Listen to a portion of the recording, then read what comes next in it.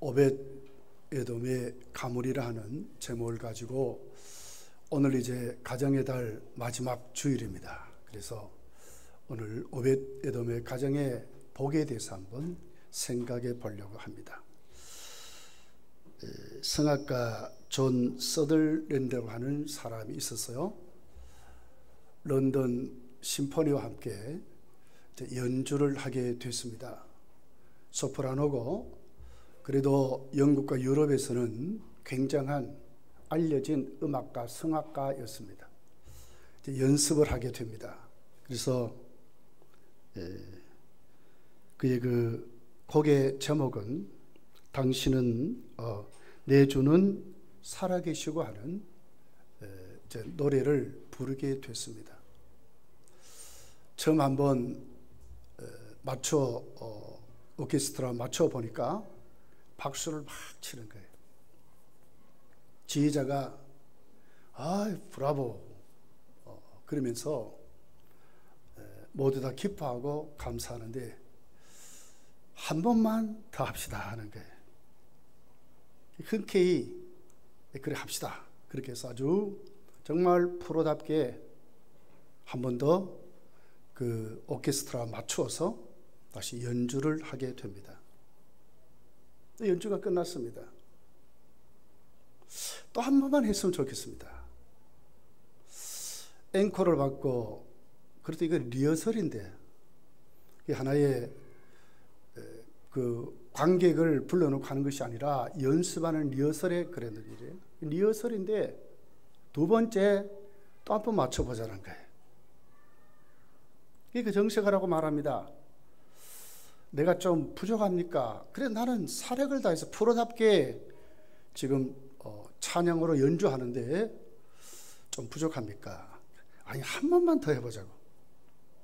그래서 또 한 번 더 합니다. 그러니까 박수가 막 터져 나옵니다. 악기를 연주하는 분들이 잘한다고 막. 지휘자가 또 웃으면서 진짜 당신은 프로입니다. 참 아름답습니다. 그런데 또 한 번만 다시 한번 해봤으면 좋겠습니다. 그러니까 이제 정색하고 얘기합니다. 이 리허설인데 왜 그러시냐고.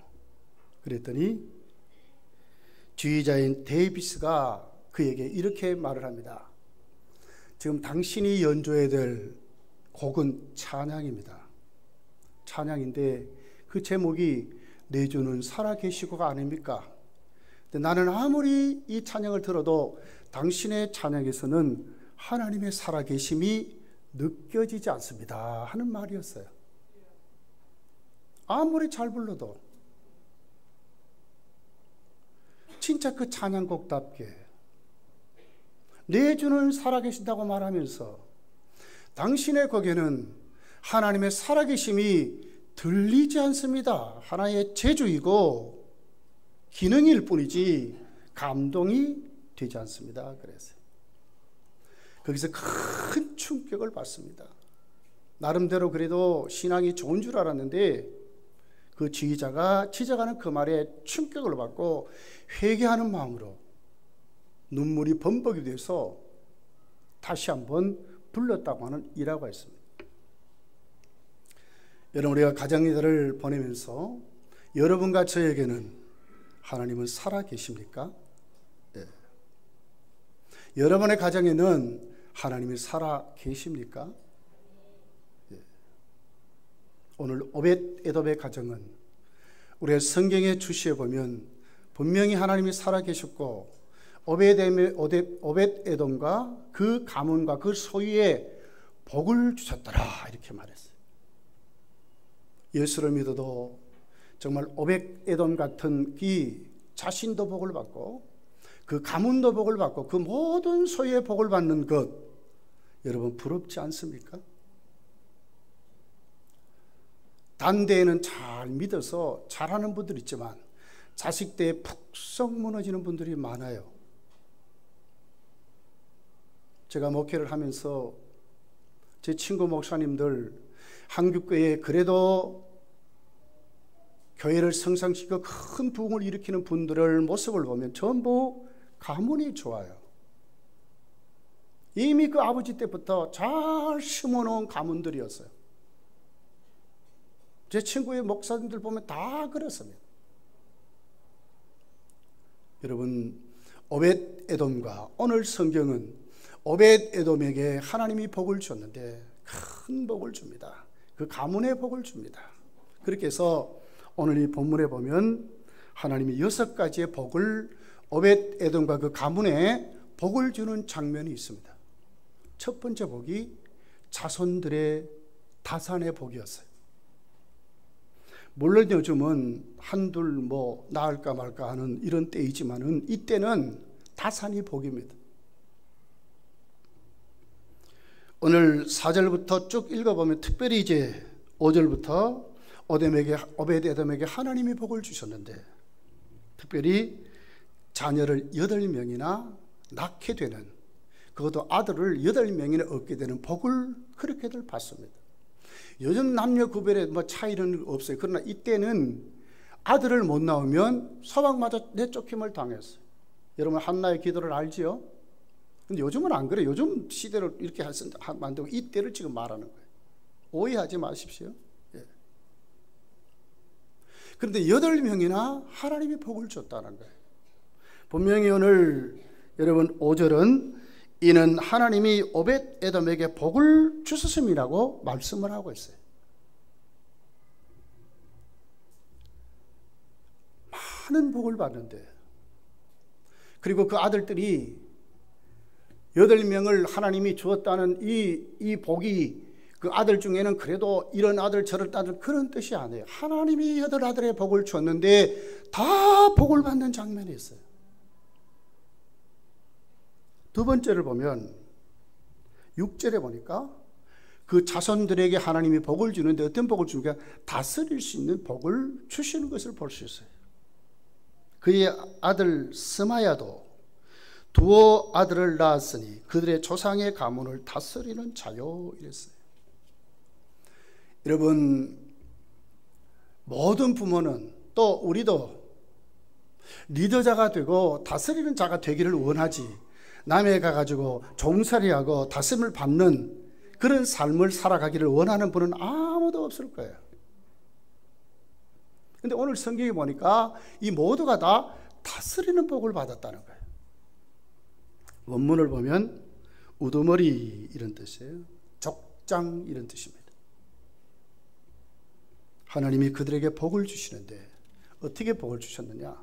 그 자손들이 어디에 세워지든지 잘 다스릴 수 있는, 정말 종이 아니라 정말 거기에서도 하나님이 쓰시는 굉장한 리더십을 가진 성들로 다 하나님이 쓰셨다는 거예요. 여러분, 오늘 우리는 이 말씀을 대하면서 정말 나와 우리 모든 가문이 대대손손이 내 때가 아니라 앞으로 계속해서 우리 가문이 정말 하나님이 복을 주시는, 그러면서 어떤 복을요? 어디에서 남에게 억눌림을 당하고 다스림을 받는 자가 아니라 다스릴 수 있는 믿음의 사람들을 하나님이 세워주시는 복이, 여러분 엄청난 복으로 오늘 이렇게 말씀하는 겁니다. 성경을 찾아보면 이와 반대로 참으로 종들의 종이 되어서 다스림을 받는 사람들이 있어요. 창세기 9장을 가서 보면 9장 25절에 이렇게 기록을 합니다. 이에 이르되 가나안은 저주를 받아 그의 형제 종들의 종이 되기를 원한다. 이 세상에 가장 낮고 천한 신분이 뭐죠? 종이죠. 그런데 그 종의 또 종이 된다는 거예요. 이런 저주가 여러분 얼마나 무서운 종인데 그 종의 또 종이 또 된다고. 누가요? 가나안은. 그렇게 해서 하나님이 무서운 저주를 받는 그런 것을 봐요. 그럼 가나안이 누굽니까? 9장 22절에 가서 보면 가나안의 아버지 함 그랬어요. 함의 자손입니다. 쉽게 말하면 함이 하나님 앞에 잘못해서 벌을 받아서 함도 벌을 받지만 함의 그 자손들이 종들의 종이 되는 비극적인 결과를 얻었다는 거예요. 한 대가 아니라 두 대가 아니라 계속 아이가 태어나면 태어나는 모든 아이들이 어떻게 해요? 종들의 종이 되는 그런 아주 비극적인 결과를 얻었다는 거예요. 가장 낮은 신분이 종인데 종의 또 종이 되는, 만약에 여러분의 자식들이 그렇다면 어떻게 하겠어요? 근데 함은 그 자손들이 어떻게 됐다고요? 종들의 종이 되는 하나님 무서운 저주를 받는 그런 가문으로 세워져 있었다는 거죠. 사무엘하 9장에 가서 보면 특별히 이 단어가 나왔어요. 종들의 종이 도대체 뭐냐? 가장 낮은 신분이 종인데 그것도 종의 또 종이 된다는 거지. 이건 뭐 어디 밑바닥도 이런 밑바닥이 없잖아요. 도대체 이 뜻이 뭘까? 사무엘하 9장 2절에 보니까 사울의 집의 가문을 말합니다. 다시 말하면 이제 다윗이 왕이 됐습니다. 그래서 이제 사울의 집안을 정리하는데 이렇게 기록을 해요. 사울의 집에는 종 한 사람이 있으니 그의 이름은 시바라. 그 시바는 누구죠? 사울의 종입니다. 그를 다윗 앞에서 부르매 왕이 그에게 말하되 네가 시바냐 하니 이르되 당신의 종이니이다 하니라. 그러니까 사울의 종이 시바라는 사람이었습니다. 그리고 다윗이 그에게 사울 집안을 정리하면서 모든 가솔과 사울의 소유를 그에게 맡기게 되는 장면이 있고 9절에 가서 보면 이렇게 기록을 합니다. 왕이 사울의 시종 시바를 불러 그에게 이르되 사울과 그의 온 집에 속한 것은 내가 다 네 주인의 아들들에게 주었노니 너와 내 아들과 내 종들과 이랬거든요. 다시 말하면 사울의 종이 시바인데 그것도 그 시바에게도 또 종이 있었다는 거예요. 종이 된 더 비극적인 삶이죠. 여러분 종이 뭡니까? 자유가 없고 사유재산이 없고 자기 뜻이 없는, 태어나면 아이가 태어나면 또 종이요 종이요 그때는 다 이러고 사는 거예요. 근데 그 종에 또 종이 되는 그런 것이 오늘 사무엘하 9장 10절에 그렇게 기록이 되어 있는 것을 보게 돼요. 여러분 오늘 우리는 이 말씀을 대하면서 결국 함이라는 사람이 그 조상이 하나님께 잘못해서 그 아버지가 벗었는 것을 형제들이 가서 아버지의 부끄러움을 말하잖아요. 아버지가 돼가지고 어떻게 저러냐고 말이야. 저럴 수 있느냐. 저렇게 술을 먹고 말이야. 대낮에 저렇게 저럴 수가 있느냐.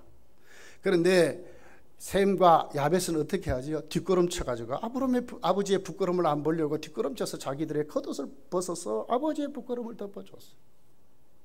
아버지가 깨어 일어나서 이것을 이제 들은 거예요. 얼마나 화가 났겠어요. 그래서 그 자리에서 막 저주를 해버립니다. 그 저주가 바로 이 말입니다. 결국 성경은 이것을 이 죄라고 말을 하는 거예요. 결국 함의 그 본성이, 결국 하나님 앞에 변화되지 않은 그 본성이 하나님 앞에 어떻게 됐어요? 저주를 받게 되는 것으로 그렇게 기록을 해요.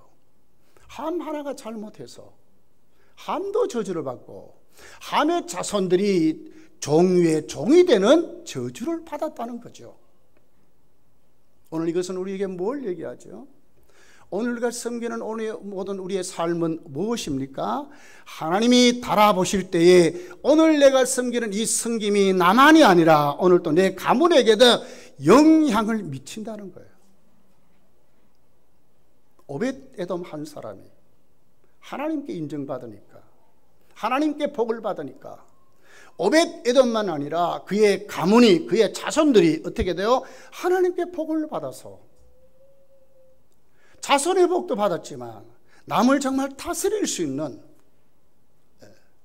태어나면 아이들이 한 대, 두 대가 아니라 태어나면 날수록, 태어나면 날수록 모든 그 가문의 자손들이 다 다스릴 수 있는 하나님이 주시는 복을 받았다고 그렇게 기록을 하고 있는 것입니다. 사랑하는 성도들이여, 오늘 함의 자손들은 누구 때문에 이렇게 힘든 종살이를 하게 됩니까? 조상 잘못 만나서 그래요.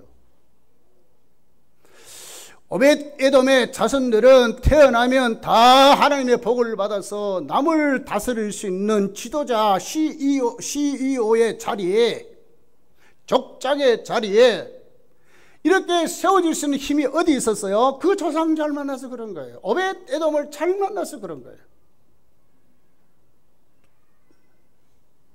성경은 말합니다. 출애굽기 20장 5절 6절에 이렇게 기록합니다.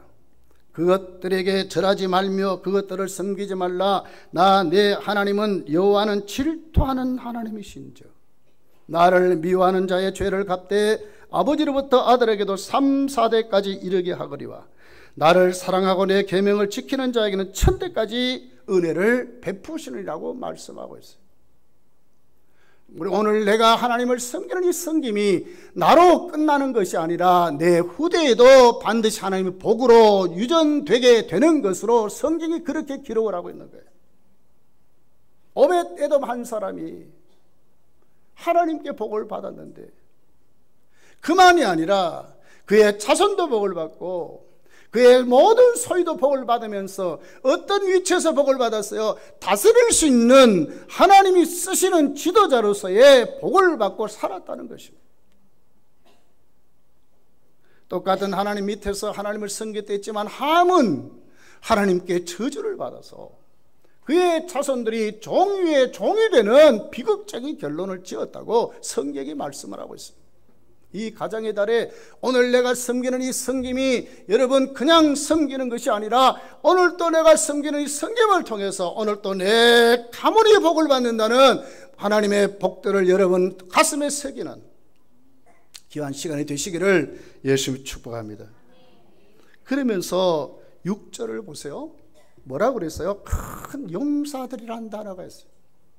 그냥 용사가 아니라 큰 용사라고 말하는 거예요.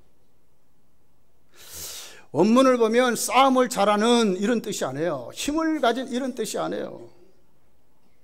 어느 위치에 있든지 그것을 잘 차고 나갈 수 있는 뭐 이런 뜻이에요. 리더자로 세워졌는데 그냥 리더자가 아니라 여러분 다 뭐 사장으로 뭐 이렇게 해서 뭐 이렇게 세워지는 사람 많지요. 그러나 그렇게 세워지는 그 정도가 아니라 어떤 큰 용사로 세워졌다는 거예요. 잘 차고 나갈 수 있다. 이 행정력을 말하거든요. 열려진 그런 것을 말하거든요. 뛰어난 것을 말하거든요. 보통 용사가 아니라 큰 용사더라.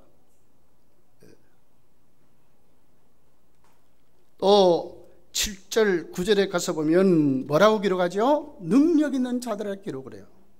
스마의 아들들은 오드니와 느바엘과 오벳과 엘사밧이며 엘사밧의 형제 엘리와 스가냐는 능력이 있는 자녀였어요. 능력이 있다 말했어요. 9절에 가서 보면 자 그의 모든 아들들과 형제 18명은 능력 있는 자라고 그래요. 누구의 자손이에요? 오벳에돔의 자손이에요. 능력 있는 자라는 거예요. 능력이란 이 단어가 하일이라는 히브리 하일이라는 단어예요. 이 뜻이 무슨 뜻이냐면 힘, 권능 이런 뜻이 아니에요. 그것을 잘 감당할 수 있는 어떤 세상적인 위치에서 너들 안 따라오면 큰일 나 이런 힘이 아니라니까요. 거룩한 성품, 누가 봐도 잘 아울릴 수 있는 예수로 말미암아 새롭게 변화된 이런 힘을 말하는 거예요. 영적인 힘을 말하는 거예요. 그래서 그의 성품이 거룩하고 진실하고 고상한 아주 정직하고 의로운 세상을 향해서 단호하게 아닌 것은 아니라고 말할 수 있는 사람, 맞는 것은 맞다고 할 수 있는 사람, 여론에 흔들리지 아니하고 오늘 그에게 주어진 그 일터에서 오늘 또 하나님의 편에 세워진 그런 사람 이 말이에요.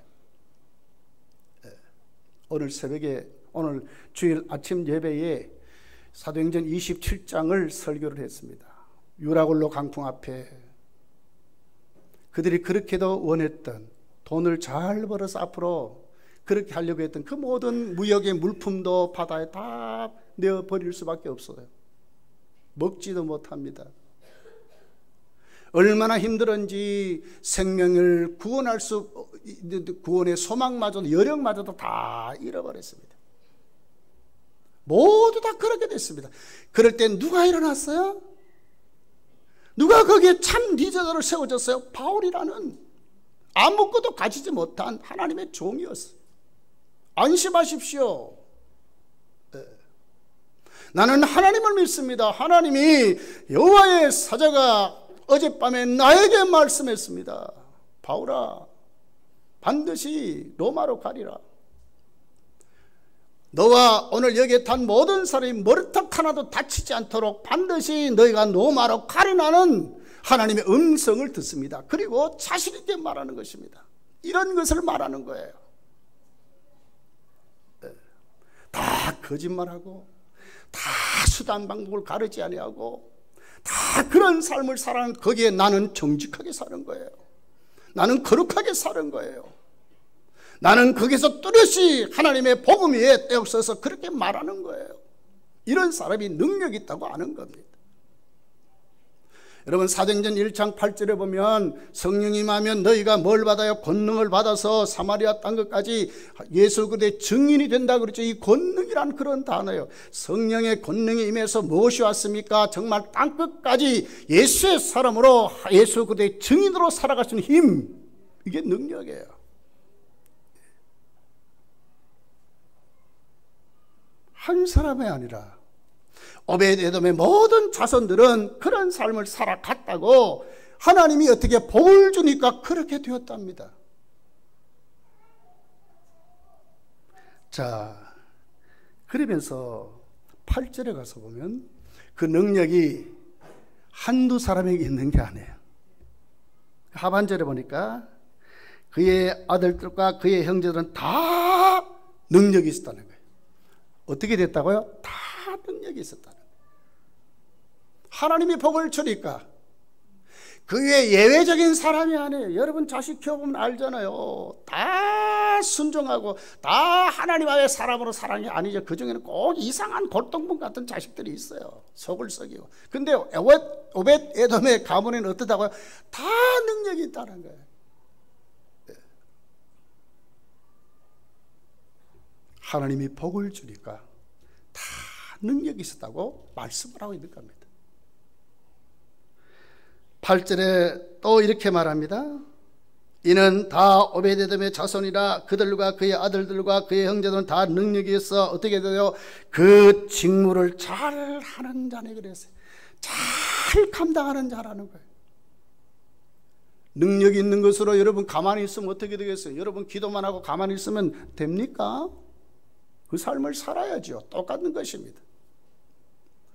혼자 거룩하고 혼자 여러분 바르게 한다고 정직한 삶을 산다고 됩니까? 아니죠. 그리스도의 증인이 돼야 되죠. 다시 말하면 다 그 직무를 잘 하는 자가 되어야 되는 거예요. 누가 그랬다고요? 오베데돔의 모든 자손들은 다 그랬다는 거예요.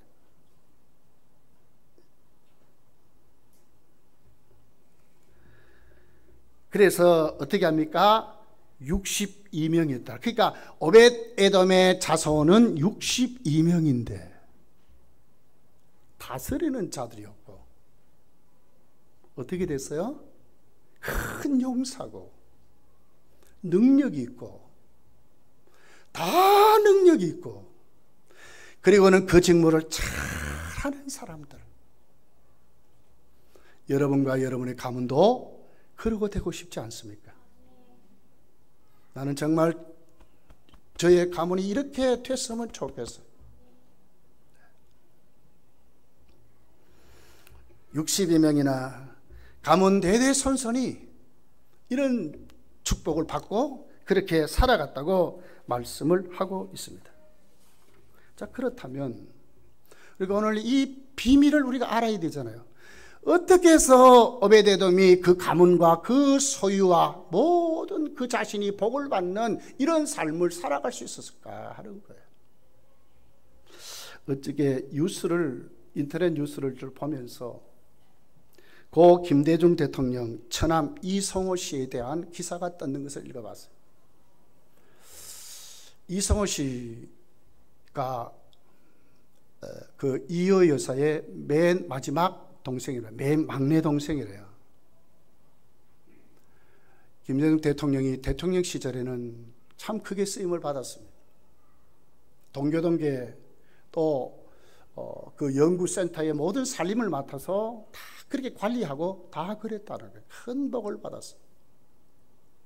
근데 그만 김대중 대통령이 대통령에서 이제 물러날 때에 벤처기업 비리에 걸려서 감옥살이를 하게 됩니다. 이 우유증 때문에 가정이 이혼을 하게 됩니다. 결국 미국으로 망명 비슷하게 쫓겨난 신세로 살아가다가 자기는 한국에 들어오고 자식들은 미국에서 사는 혼자 삶을 살게 됩니다. 그리고는 어저께 이제 미국의 아들에게서 경찰서 신고가 들어왔어요. 이상하게 아버지와 연락이 안 됩니다. 그래서 가봤더니 이미 혼자 죽은 지 일주일이 됐어요. 난 그걸 보면서 그래도 대통령의 가문인데 제가 설교를 준비하면서 이런 집안도 있구나. 그렇게 찬란했던 그 대통령의 가문, 이효 여사의 그 가문이 어느덧 그의 동생이 마지막 그 삶이 한 대도 아니라 본인 생애에도 이렇게 혼자 외롭게 살다가 마지막 임종도 다른 사람이 지켜보지 못한 그 임종을 죽을 수밖에 없었구나 하는 것을 봤어요. 여러분, 오베데돔은 어떤 사람입니까? 본인도 복을 받았습니다. 본인만 복을 받았습니까? 자손들도 복을 받습니다. 그러면 그것만 복을 받았습니까? 그의 모든 소유가 다 복을 받았다고 성경이 우리에게 기록합니다.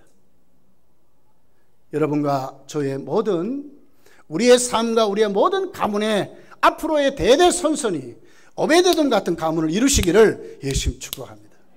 어떻게 해야 그렇게 되겠습니까? 자, 우리 잘 아는 말씀인데 사무엘하 16장을 한번 찾아볼까요? 사무엘하 6장입니다. 사무엘하 6장 10절서 우리 12절을 같이 한번 읽어보겠습니다. 6장 10절에서 12절까지 한 목소리로 같이 읽습니다. 시작. 다윗이 여호와의 궤를 옮겨 다윗성 자기에게로 메어 가기를 즐기하지 아니하고 가드 사람 오베데돔의 집으로 메어 간지라. 여호와의 궤가 가드 사람 오베데돔의 집에 석 달을 있었는데 여호와께서 오베데돔과 그의 온 집에 복을 주시니라. 어떤 사람이 다윗 왕에게 아뢰어 이르되 여호와께서 여호와의 궤로 말미암아 오베데돔의 짐과 그의 모든 소유에 복을 주셨다 한지라. 다윗이 가서 여호와의 궤를 기쁨으로 메고 오베데돔의 집에서 다윗성으로 올라갈세. 무슨 얘기죠? 여호와의 궤를 3개월을 모셨는데 어떻게 모셨는지,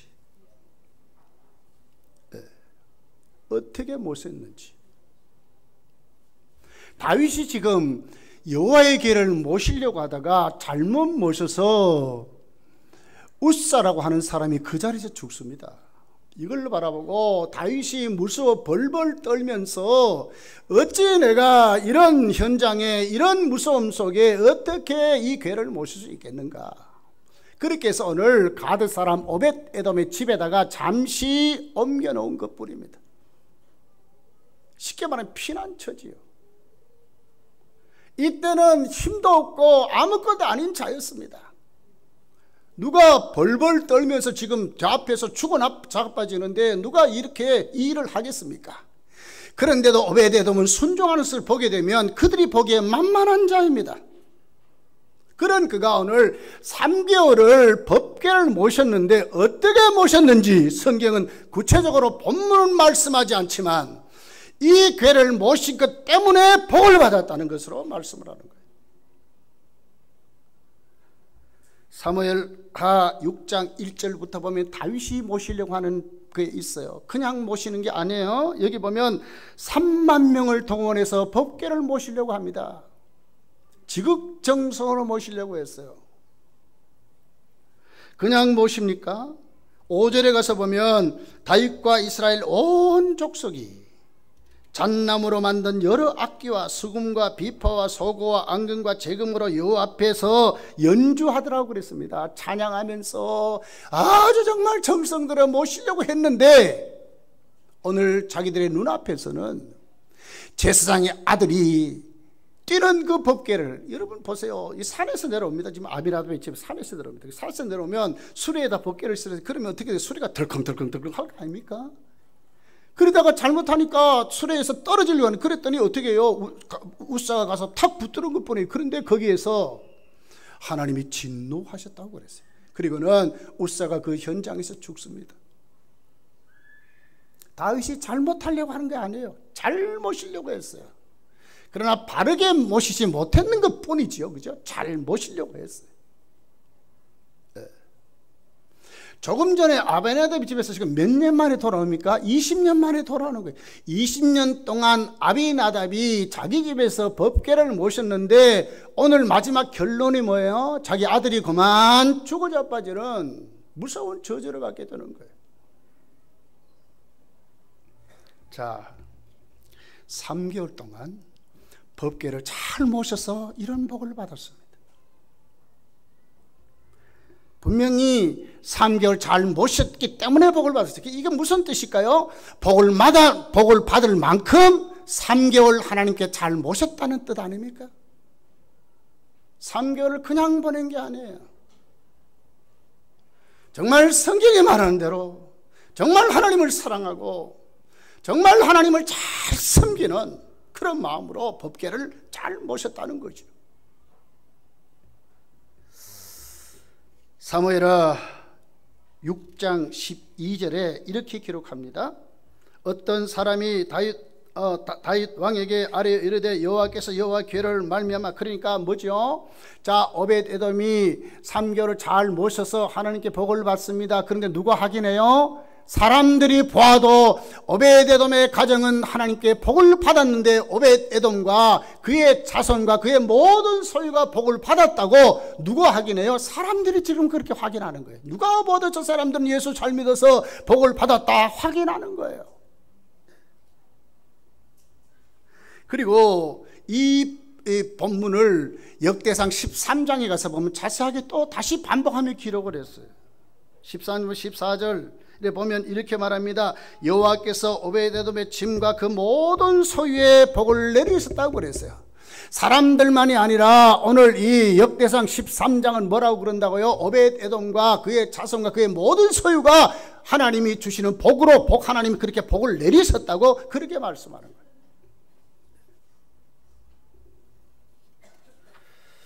오늘 우리는 이 가정의 달을 보내면서 오늘 내 때는 그래도 우리 괜찮아요. 근데 지금 한국교회는 심각한 위기를 맞이했습니다. 다음 세대가 점점 줄어가고 있습니다. 우리 교회도 그렇습니다. 오늘 내가 정말 바르게 섬겨야 오벳에돔 같이 정말 하나님 앞에 그 3개월의 그 법궤를 사람들이 보기에도 복을 받았다 할 수 있도록 하나님이 그 3개월을 섬기는 그 3개월의 그 섬김을 통해서 하나님이 복을 주시는 그 3개월이 오늘 우리에게 있으면 나도 복을 받고 내 자손도 복을 받고 나에 있는 모든 소유가 복을 받는다고 성경이 말씀을 하는 것입니다. 어떻게 돌아와야 되겠어요? 내가 서는 거예요. 지금 나부터 바르게 서면 오늘 나도 복을 받고 앞으로 내 2세가 태어날 모든 자손들에게 하나님이 복을 줄 것이고, 어디까지 봐요? 나에 있는 모든 소유에도 하나님이 복을 줄 것을 말씀하는 것입니다. 나는 저와 모든 여러분들이, 특별히 여러분 부모된 여러분들이요, 오늘 나의 섬김이 그냥 섬김이 아닌 것을 우리가 알아야 돼요. 심은 대로 거둡니다. 오늘 내가 정말 하나님 앞에 오벳에돔같이 정말 3개월을 잘 섬겼듯이 내가 오늘 또 믿음 생활 똑바로 하면, 인정받을 만큼 하나님 앞에 바른 믿음 생활을 하면 반드시 하나님 우리에게 복을 주겠다고 약속하는 것입니다. 어떤 복을 받았습니까? 자녀들의 복을 받았습니다. 한 사람도 예임없이 다스릴 수 있는 복을 받았습니다. 그들은 큰 용사로 세워졌습니다. 하나님이 그들에게 능력을 주셨습니다. 한 사람 두 사람이 아닙니다. 62명 모든 그의 자손들에게 능력을 부어주셨습니다. 그 능력이 어떻게 나타났습니까? 그 직무를 잘 감당할 수 있는 잘하는 사람들로, 지혜로운 사람들로 하나님이 세워주셨다고 말씀을 했습니다. 그 자손만 복음 받았습니까? 그의 가문과 그의 모든 소유에 하나님이 복을 주셨다고 말씀을 했습니다. 3개월입니다, 여러분. 하나님이 그 같은 복을 주시는데 오늘 우리도 우리의 생애, 이 가정의 달에, 이 가정의 달을 보내는 이 마지막 주일에 여러분에게도 오벳에돔 같이 잘 섬겨서 여러분을 통해서 여러분의 가문이 복을 받는, 오늘 나에게는 모든 소유가 복을 받는 그런 역사가 여러분 일어나기를 예수님 축복합니다. 기도하겠습니다.